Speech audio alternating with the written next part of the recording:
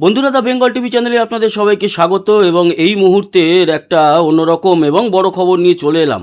এবার গ্রেপ্তারি পরোয়ানা জারি করা হলো কার নামে? মহুয়া মৈত্র, ওনার নামে গ্রেপ্তারি পরোয়ানা জারি করা হয়েছে। আর জারি করেছে কৃষ্ণনগর আদালত। এমনিতেই উনি কৃষ্ণনগরেরই বাসিন্দা আর কৃষ্ণনগরের সাংসদ, তৃণমূল নেত্রী মমতাপন্থী। সেই মহুয়া মৈত্র অনেক দিন ধরেই অনেক কিছু করে চলেছিল।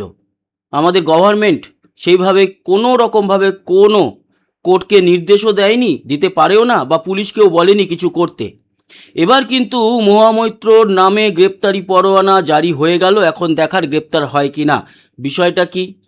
কৃষ্ণনগর আদালতে কয়েকদিন ধরেই একটা মামলা চলছিল। সেখানে সশরীরে মহুয়া মৈত্রকে হাজিরা দেওয়ার কথা বলেছিলেন বিচারপতি। আজকে বিচারপতি দিব্যেন্দু দাসের এজলাসে সেই মামলা যখন ওঠে, তখন বলা হয় যে কোথায় মহুয়া মৈত্র হাজিরা দেননি কেন। তার আইনজীবী জানান উনি হাজিরা দিতে পারবেন না।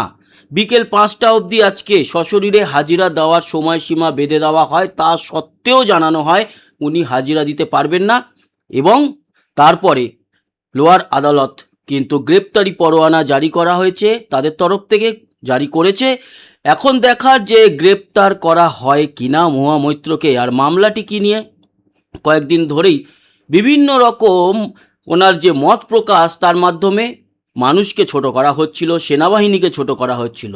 আমাদের সেনাবাহিনী নিয়ে খুব খারাপ খারাপ মন্তব্য করেছিলেন উনি।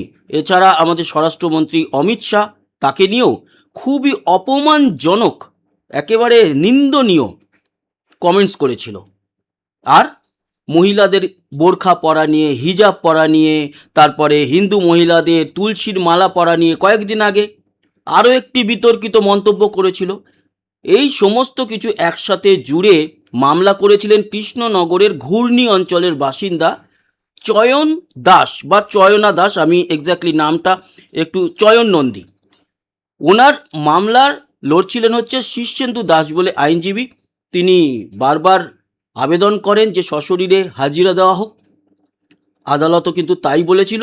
তবে আজকে যখন হাজিরা দেওয়া হয়নি মহুয়া মৈত্রর তরফ থেকে, তখনই এই গ্রেপ্তারি পরোয়ানা জারি করেছেন আইনজীবী শীর্ষেন্দু দাসের দাবি মেনে দিব্যেন্দু দাস, যিনি বিচারপতি।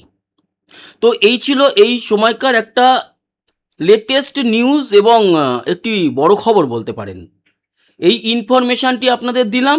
এরপরে দেখার যে কি হয় এই গ্রেপ্তারি পরোয়ানার এগেনস্টে, সেটাও যেরকম খবর পাবো আপনাদের সামনে পৌঁছে দেবো। যারা এখনও পর্যন্ত দ্য বেঙ্গল টিভি চ্যানেলটি সাবস্ক্রাইব করেননি, এরকম অথেন্টিক ও সঠিক খবরের জন্য আমাদের সঙ্গে জুড়ে থাকুন সাবস্ক্রাইব করে। আবার দেখা হচ্ছে, ততক্ষণের মতো টাটা।